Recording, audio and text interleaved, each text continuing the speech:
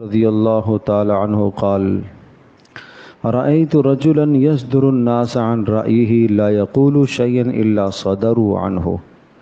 حضرت جابر بن سلیم رضی اللہ تعالی عنہ اپنا واقعہ بیان کر رہے ہیں کہ میں جب سب سے پہلے مدینہ منورہ میں دربار نبوی میں حاضر ہوا تو میں نے دیکھا کہ ایک شخص بہت بزرگ اور نیک بیٹھا ہوا ہے، اور وہ کوئی بھی بات ارشاد فرماتا ہے تو سب اس کی بات کو بالکل متوجہ ہو کے سنتے ہیں اور اس کی رائے کو آخری رائے سمجھتے ہیں۔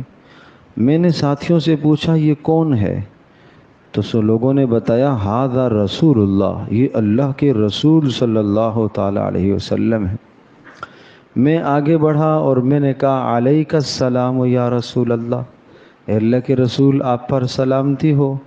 آپ نے ارشاد فرمایا لا تقل علیک السلام، علیک السلام تحیۃ المیت، علیک السلام نہ کہا کرو، یہ تو مردوں کا کلمہ ہے، یہ تو مردوں کو کہا جاتا ہے، تم السلام علیکم کہو۔ السلام علیکم، ایک ہے علیک السلام اور ایک ہے علیکم السلام، جی تو السلام علیکم، سلام کو پہلے لانا ہے۔ جب آپ کسی کو سلام کریں تو ادب سکھایا السلام علیکم، اور وہ جواب میں کہے گا وعلیکم السلام، وعلیکم السلام۔ تو پہلے سلام کرنے والا علیکم السلام نہیں کہے گا، پہلے سلام کرنے والا السلام علیکم کہے گا، وہ جواب میں کہے گا وعلیکم السلام، وعلیکم السلام۔ تو یہ طریقہ سمجھایا سلام کرنے کا۔ پھر پیارے پیغمبر صلی اللہ تعالیٰ علیہ وسلم سے پوچھا میں نے کہ آپ اللہ کے رسول ہیں؟ جابر بن سلیم کہتے ہیں میں نے پوچھا آپ رسول ہیں؟ انہوں نے کہا ہاں، میں اس اللہ کی طرف سے رسول ہوں کہ اگر تجھے کوئی مصیبت آئے تو تو اس اللہ کو پکارے تو تیری مصیبت کو دور کرے گا، اور اگر تجھے کوئی قحط سالی اور بارش نہ ہو اور تو اس اللہ کو پکارے تو وہ تیرے لیے زمین سے سبزہ بھی اگائے گا، اور اگر تو کسی جنگل اور بیابان اور صحرائی کی زمین میں ہو اور وہاں تیری سواری گم ہو جائے اور تو اس اللہ کو پکارے تو وہی تیری سواری کو واپس لے آئے گا۔ تین بڑے بڑے کام بتائے کہ یہ سارے کام اللہ ہی کرتا ہے۔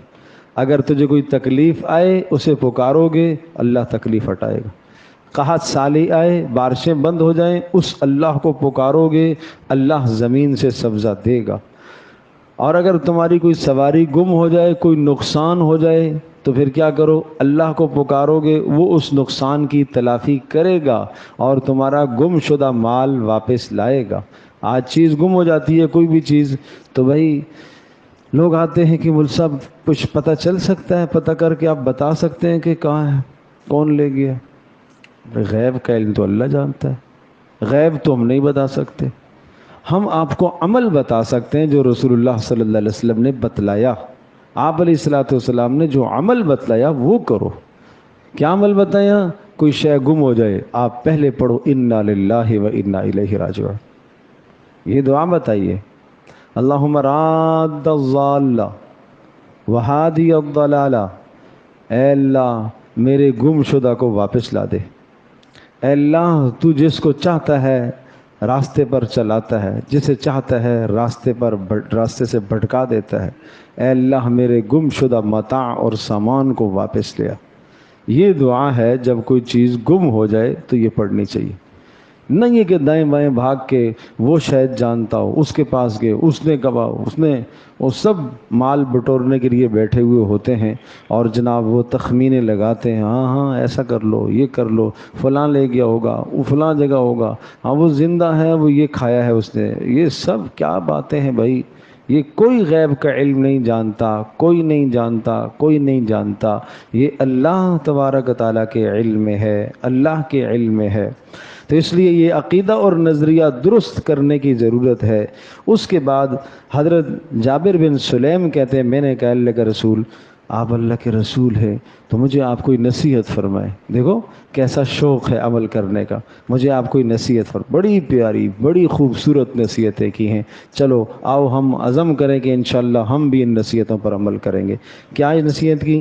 نمبر 1، لا تسبن احدا، کبھی کسی کو گالی نہ دینا، کبھی کسی کو گالی نہ دینا. فما سببت بعدہ حرا ولا عبدا ولا بعیرا ولا شاتا، اس کے بعد نہ تو میں نے کسی آدمی کو گالی دی، نہ کسی غلام کو، نہ کسی آزاد کو، نہ کسی جانور کو، نہ بکری کو، نہ اونٹ کو، کسی کو میں نے پوری زندگی گالی نہیں دی. اللہ کے نبی کی بات پر اتنا عمل کہ پوری زندگی میں نے گالی نہیں دی. دوسری نصیحت کیا کی؟ وَلَا تَحْقِرَنَّ مِنَ الْمَعْرُوفِ شَيْئًا، کوئی چھوٹی سی نیکی بھی اگر سامنے آ جائے تو اس کو حقیر نہ سمجھنا، وہ کر لینا، وہ کر لینا. یہاں تک کہ راستے سے تکلیف دہ چیز کو ہٹانے کی بات آئے تو اس کو ہٹا دینا. مسجد میں کوئی کچرا تنکا نظر آیا تو اس کا اٹھانا نیکی ہے، اس کو ہٹا دینا.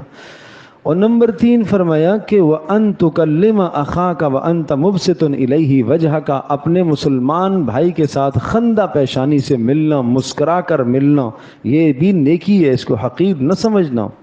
اور نمبر 4، وَرْفَعْ إِزَارَكَ إِلَى نِصْفِ السَّاقِ، اپنی شلوار نصف پنڈلی تک رکھنا، اوپر سے جانے والا لباس نصف پنڈلی تک. فَإِنْ أَبَيْتَ، اگر اتنا نہیں کر سکتے ہو فَإِلَى الْكَعْبَيْنِ، تو ٹخنوں تک بس. وَإِيَّاكَ وَإِسْبَالَ الْإِزَارِ، ٹخنوں سے نیچے اپنے شلوار کو، ازار کو، لنگی کو، پینٹ کو، کسی بھی لباس کو نہ لٹکانا. فَإِنَّهَا مِنَ الْمَخِيلَةِ، یہ تکبر ہے اور اللہ تبارک تعالیٰ تکبر کو پسند نہیں کرتا. اور نمبر 5، وَإِنِ امْرُؤٌ شَتَمَكَ وَعَيَّرَكَ بِمَا يَعْلَمْ فِيكَ، اگر تجھے کوئی آدمی برا بلا کہے یا تجھے کوئی کسی برائی پر عار دلائے، تیرے اندر ایک برائی پائی جا رہی ہے، اس برائی پر عار دلائے، تو ایسا ہے تو ویسا ہے، تو جواب میں اس کے اندر جو برائی ہے آپ اس کی برائی کو لے کر اسے عار مت دلانا. نہیں سمجھے؟ کوئی آدمی آپ سے کہتا ہے تم تو ایسے ہو، آپ نے پھر 4 نکال لی، تو ایسا بھی ہے ایسا بھی ہے ایسا بھی ہے. اس نے 1 کہی، ہم نے 4 نکال دی.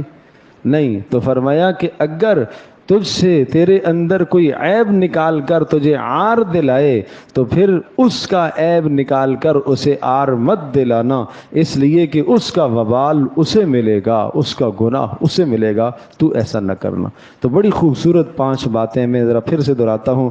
نمبر 1، پہلی بات نصیحتیں، جو 1، کسی کو گالی نہ دینا کبھی بھی. نمبر 2، نیکی کو حقیر نہ سمجھنا. نمبر 3 جو ہے اپنے مسلمان بھائی کے ساتھ مسکراتے ہوئے ملنا. نمبر 4، اپنے ازار کو، شلوار کو نصف پنڈلی تک لے آنا. اتنا اگر نہیں کر سکتے ہو تو پھر کم از کم ٹخنوں سے نیچے نہیں کرنا، اس لیے کہ یہ تکبر ہے اور تکبر اللہ کو پسند نہیں ہے. اور نمبر 5، اگر تجھے کوئی آدمی برا بھلے کہے، تیرے عیب چنے اور عیب جوئی کرے اور تیرے عیب کو نکال کر وہ تیرے اوپر طنز کرے، عار دلائے، تو اس کے عیبوں کو لے کر اس پر طنز نہ کرنا اور اس پر عار نہ دلانا اس کو، اس لیے کہ اس کا وبال اسی کو ہے، اسی پر یہ گناہ ہے، آپ پر گناہ نہیں ہے. اللہ پاک ہمیں ان مبارک حدیثوں پر اور ان پیاری نصیحتوں پر، رسول اللہ صلی اللہ علیہ وسلم کی بتائی ہوئی نصیحتوں پر عمل کی توفیق عطا فرمائے.